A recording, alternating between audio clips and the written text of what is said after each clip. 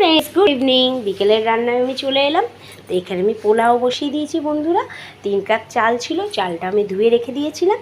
তারপরে এর মধ্যে আমি ঘি দিয়েছি, অল্প একটু সাদা তেল দিয়েছি। ঘি সাদা তেল গরম হয়ে যাওয়ার সঙ্গে সঙ্গেই গরম মশলা ফোড়নে দিয়ে দিয়েছিলাম জিরে, তেজপাতা, এলাইচি, দালচিনি, লবঙ্গ ফোড়নে দিয়েই মাত্র আদা বাটা দিয়ে দিয়েছি। আদা বাটাটা একটু ভাজা ভাজা হয়েছে, তখনই কাজু বাদাম কিশমিশটা দিয়ে দিয়েছি। দিয়ে একটু নেড়ে ভাজা ভাজা হয়ে গেছে। তারপরে চালটা আমি ধুয়ে রেখে দিয়েছিলাম, চালটা দিয়ে দিয়েছি।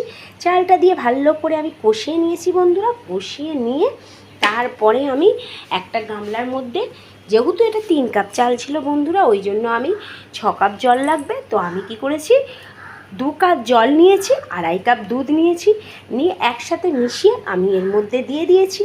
দিয়ে ওটাকে আমি বন্ধ করে দিয়েছি। তো এইভাবে হলো আমার পোলাও। নিরামিষ আলুরদম করছি আদা বাটা আর এ দিয়ে। প্রথমে অল্পই করছিলাম, আমি জানি না যে আরও 2 জন আসবে, তো অল্প করতে করতে বন্ধ করে দিয়েছি। এটাকে আমাকে ট্রান্সফার করতে হবে এতে। আবার যেটুকু আলু ছিল এটা সিদ্ধ করে আমি ভেজে রেখেছি। এখানে আমি টমেটো, আদা বাটা, হিং এইসব দিয়েছি, কাশ্মীরি লঙ্কা গুঁড়ো, নুন, হলুদ, অল্প একটু মিষ্টি। তো এই দিয়েই আমি আলুর দমটা করছি বন্ধুরা। কারণ ওরা কাজু বাদাম আর চালমগজ বাটা দিয়ে আলুর দম করবো বলেছিলাম, কিন্তু সেই সাদা সাদা আলুর দমটা ওরা খাবে না।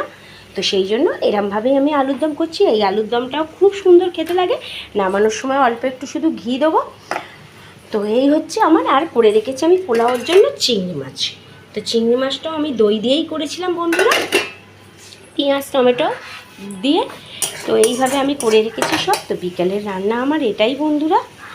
গোপালের আশীর্বাদে সবাই সুস্থ থাকবেন, ভালো থাকবেন। ভালো লাগলে লাইক শেয়ার করবেন বন্ধুরা।